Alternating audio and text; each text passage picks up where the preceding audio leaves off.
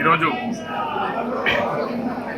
శ్రీ శ్రీ గురుమూర్తి స్వామి పేదల ఇలా వెలుపు శ్రీ గురుమూర్తి స్వామి దర్శనానికి నాతో పాటు ఇక్కడికి పెద్దలు అచ్చంపేట ఎమ్మెల్యే డాక్టర్ వంశీకృష్ణ గారు, అదేవిధంగా నాగర్ కర్నూలు ఎమ్మెల్యే డాక్టర్ రాజేష్ రెడ్డి గారు రావడం జరిగింది.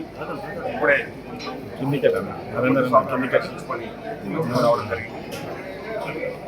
స్వామివారిని కోరేది ఒకటే, మొన్నటి వరకు ఏదైతే అరాచక పాలన, అక్రమ పాలన ఉండినో ప్రజలందరూ కూడా అక్రమ పాలన ఇంటికి పంపించేసి మాకు అవకాశం కల్పించారు. ఖచ్చితంగా మేము మా నాయకులు, ఈ రాష్ట్ర ముఖ్యమంత్రి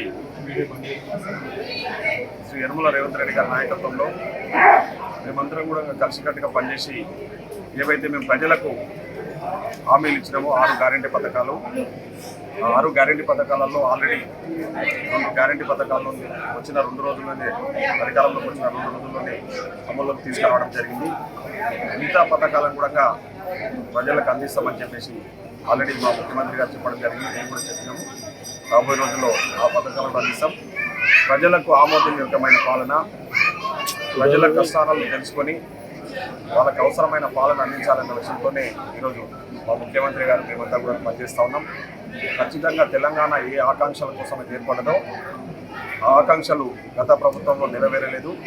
మేము మా అధినాయకురాలు తెలంగాణ తల్లి సోనియా గాంధీ గారి ఆశీస్సులతో ఖచ్చితంగా తెలంగాణ ఆకాంక్షలు నెరవేరుస్తామని చెప్పేసి కూడా సందర్భంగా తెలియజేస్తున్నాం. మా భగవంతుని కోరుతా ఉన్నదంటే తెలంగాణ ప్రజలు, ముఖ్యంగా మన ఉమ్మడి జిల్లా మహబూబ్నగర్ ప్రజలందరూ కూడా సుఖ సంతోషాలతో ఉండాలని చెప్పేసి భగవంతుని కోరడం జరిగింది. ఈ యొక్క ఆహ్వానించి గుడి పూజ చేయించి దర్శనం చేయించినందుకు వారికి ధన్యవాదాలు తెలుపుతూ, అదేవిధంగా మా సీనియర్ నాయకులు వంశీకృష్ణ గారు కూడా మాతో వచ్చి దర్శనం చేయించి, వలసింహారెడ్డి గారు చెప్పినట్టు ఎల్లవేళలా మన ఉమ్మడి మహబూబ్నగర్ జిల్లాను స్వామివారు చల్లగా చూసి ప్రజలందరూ ఎలా అయితే తెలంగాణ 2014లో వచ్చినా ఇప్పుడు తెలంగాణలో వచ్చినట్టు ఎలా అయితే ప్రజలంతా భావిస్తున్నారో అదేవిధంగా మమ్మల్ని ముందుకు నడిపి ప్రజలతో తోడుండి తప్పకుండా వాళ్ళకు సహాయపడి ఎలా అయితే మహబూబ్నగర్ జిల్లాని ఇన్ని రోజులు అరాచక పాలనలో నడిపారో అదేవిధంగా ప్రతి ఒక్కరూ ఉమ్మడి మహబూబ్నగర్ జిల్లాలో ఎలా అయితే 14 వస్తాయనుకున్నాం, కానీ 11 వచ్చి తీర్పిచ్చింది మా ప్రజలు.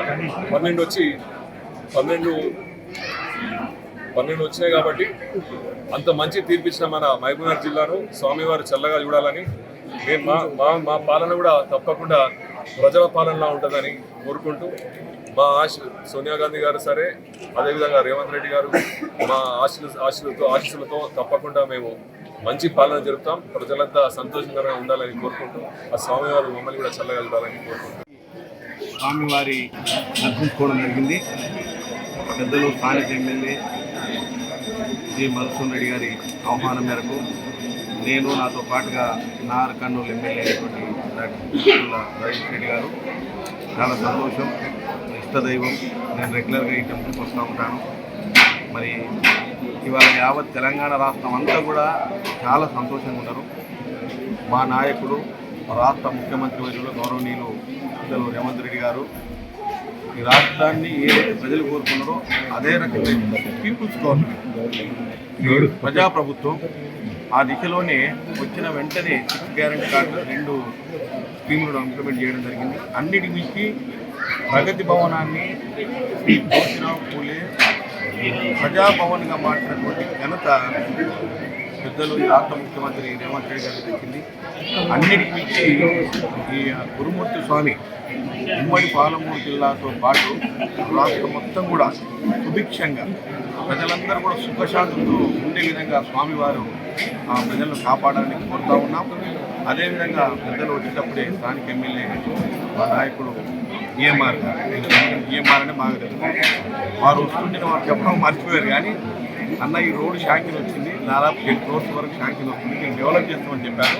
100% ఈ ఆలయాన్ని అన్ని రకాలుగా అభివృద్ధి పరుస్తారని మాకు ఆశాభావం వ్యక్తం చేస్తున్నాం.